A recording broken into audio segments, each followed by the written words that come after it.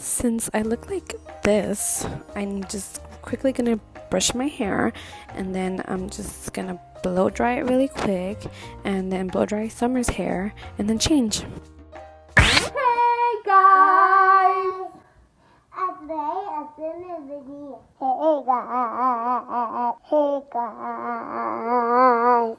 Today was the baby Elbasa. So, welcome to today's vlog. You're getting me nervous.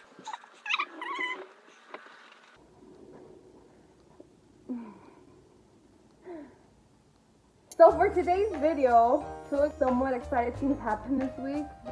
And by excited, I don't mean like, oh my gosh, super exciting, but by excited, I mean quarantine excited.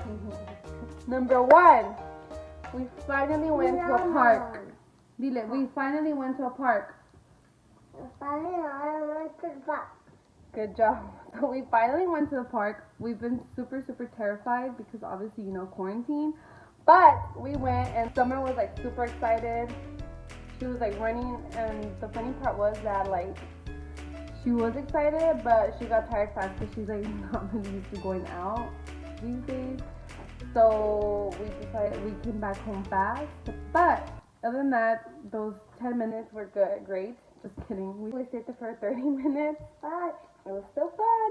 And the second most exciting thing that has happened to me, I got my laptop back! So it's been a long time since I've had my laptop, and I'm super excited to open it because it's literally been 2 years since I last used it. And honestly, I am beyond excited because I finally have a laptop again, and I was debating whether to buy a new one or just repair it. I decided to do the repair because I think buying a new one was way too expensive for me.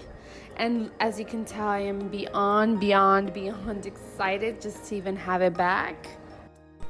I was checking it just to make sure that everything was working, that it turned on, and look at it, it did turn on. And to my surprise, I was beyond excited because everything was back the way, like exactly the way it was 2 years ago.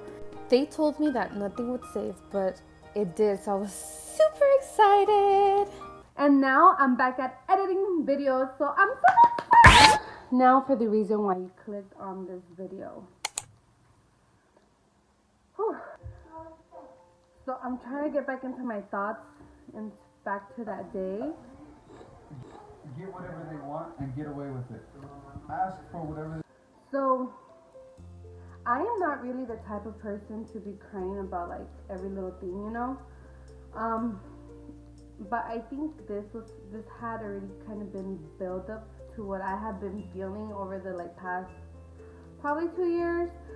Just a little background. I was the first in my family to go to college, let alone graduate. I just feel like there are so many expectations that my family has for me. I've always been the type to like kind of get things done. I apply somewhere, I get it, Not that I'm not saying like in a bragging way, but it just has happened to me, and I think it's all thanks to God that He has always been there. Just the simple fact that I have been used to this kind of lifestyle just had me thinking like, oh, for sure I'm gonna get accepted. I just always expect the best for myself, but this was not the first time I have applied. This is the third time I have applied. The other 2 times I blamed it on other little things just so that I wouldn't really feel what I was going through. I finally got the results. There was a long period of time when I was just like that.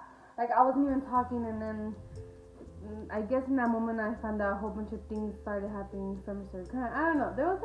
It happened so weird that finally when Alan asked me like, what's wrong, and I was just like, I didn't get accepted. Even like his reaction was just like he couldn't believe it, because we both thought for sure that I was going to get in, and he knew how much I wanted this. He knew how much I had already planned for this. I had already made plans like, okay, I'm gonna do this. This is how we're gonna do it, and this and that, and everything came rushing. I was like, I'm not worth it. I'm done now. I'm behind. I'm 26 years old.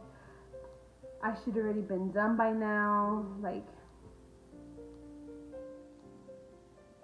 if I would have done everything right, if I would have gone right after I graduated, I already had like a year, 2 years having my master program. Honestly, there was a lot of things that were just like weighing me down, like boom, boom. I feel like now I'm the one that's practically behind on everything. I was feeling all these like negative emotions, and I'm not gonna lie, I still do. But I want to tell you that resilience is key. I am not gonna give up. I want to show everyone, if you are watching this, that you can do this, that all the tears that you have been through, all the tears that you have, cried, like they're worth it. Like you're gonna make it to the end. Like you are going to. And I know right now I haven't gotten there, but please follow me on my journey. Like I want to show you that this is not gonna stop me. 3 rejections are not gonna stop me. I'm gonna keep going until I finally make it and I get to where I want to be. I am not gonna stop here.